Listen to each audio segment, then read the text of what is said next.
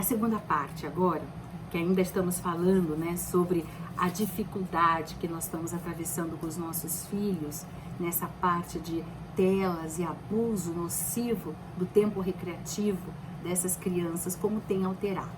Então tem vários estudos, nós estamos ainda comentando sobre a fábrica, né, esse livro aqui, né, A Fábrica dos Cretinos Digitais, né, do Michael Desmouget. Então, nessa segunda etapa, nós estamos falando sobre o que os estudos estabelecem como regras, né? Primeiro, olha a primeira regra. Antes dos 6 anos, ausência de telas. Pois é. Para crescer de modo saudável, as crianças pequeninas, elas não precisam de telas. Elas precisam que nós falemos com elas, que nós venhamos a ler histórias com elas, que nós demos livros para elas lerem, estudarem, gostarem das fotografias, das histórias, né, para elas entrarem em contato com os livros. Elas precisam se entediar, ficar com tédio mesmo. Nós tivemos tédio, né? Brincar, mostrar quebra-cabeças, construir, né, casinhas e coisas com Lego, correr, pular, cantar, dançar, nadar, não é mesmo? Então elas necessitam de desenhar, de praticar esportes, de música, de verificar qual o tipo de música que elas gostam, qual tipo de instrumento elas podem tocar. Pois é, todas essas atividades constroem o cérebro de forma mais segura e eficaz do que qualquer tela recreativa. Ainda mais que a ausência de exposição digital durante esses primeiros anos de vida não provoca nenhum impacto negativo, nem a curto, gente, nem a longo prazo. Ou seja, a criança, ela não se torna um deficiente no mundo digital porque não foi exposta às telas durante os 6 primeiros anos de sua vida. Ao contrário, o que ela desenvolverá longe das telas nos primeiros 6 anos de vida ajudará a melhor utilizar o que o digital pode oferecer de positivo no futuro. Eu vou contar uma historinha, né, para mostrar o que realmente as nossas crianças necessitam. É uma história talvez que você já tenha ouvido por aí. Chama-se O Nó no Lençol. Pois é, era uma reunião na escola e a diretora, ela incentivava os pais a apoiarem as crianças, falando da necessidade da presença deles, né, aos filhos. Mesmo sabendo que a maioria daqueles pais e mães trabalhavam fora, e ela tinha aquela convicção da necessidade desses pais acharem tempo para os seus filhos. Foi então que um pai, com seu jeitinho simples, ele explicou que saía muito cedo e que quando ele voltava, o pequeno já estava cansadinho e já tinha adormecido. E ele explicou que ele não podia deixar de trabalhar tanto assim, pois estava cada vez mais difícil sustentar a família. E contou como isso o deixava muito angustiado, porque praticamente só convivia com o filho lá no final de semana, né? E o pai então falou como tentativa de se redimir, ele ia beijar a criança todas as noites e quando ele chegava do trabalho em casa. Ele contou que cada beijo ele dava um nó no lençol para que o filho soubesse que ele esteve ali.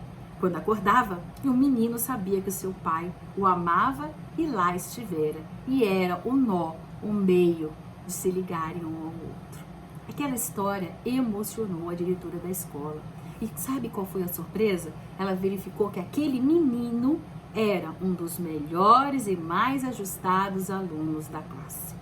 E ela se fez refletir como as infinitas maneiras que os pais e filhos têm de se comunicar, de se fazer presente nas vidas dos seus filhos, né? O pai encontrou sua forma simples, porém eficiente, de se fazer presente. E o mais importante, de seu filho acreditar na sua presença. Então, gente, para que a comunicação se instale, é preciso que os filhos ouçam o coração dos pais ou responsáveis pelos ensinamentos, gente. São os ensinamentos, são as nossas atitudes que falam mais alto do que as nossas palavras. E é por essa razão que um beijo, um abraço, um carinho, né, revestido de puro afeto, curam até dor de cabeça, arranhão, ciúme de irmão e medo de escuro. Pois é, uma criança ela pode não entender certas palavras, mas sabe registrar, gravar um gesto de amor, mesmo que seja um simples nó. E aí, essa história vai trazer para a gente exatamente o entendimento da importância desses primeiros 6 anos, nós estarmos trabalhando exatamente o que essa criança precisa. É do afeto, é do contato, é de estarmos presentes.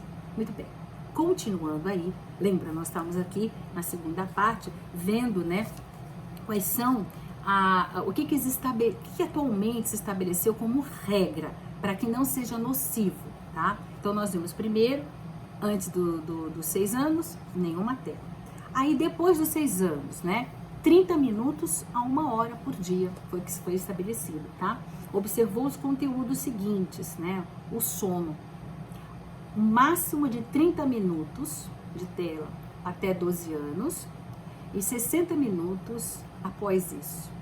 Nossa, eu sei que se você for falar para uma criança, né, de 7 a 8 anos que ela vai ficar só 30 minutos por dia, nos dias atuais, acho que elas têm um treco, né?